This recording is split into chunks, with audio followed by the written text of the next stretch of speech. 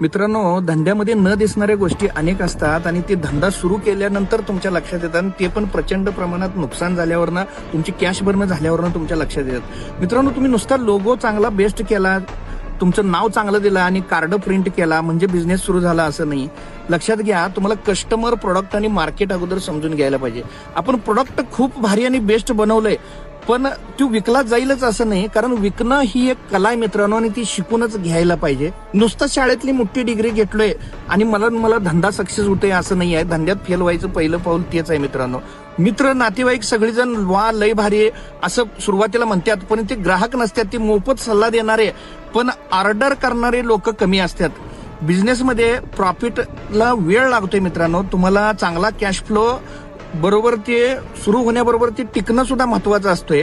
तुमच्याकडे भरपूर चांगलं खेळतं भांडवल असलं तर ते धंदा चालतोय, नाहीतर ते धंदा लॉस होत असतो.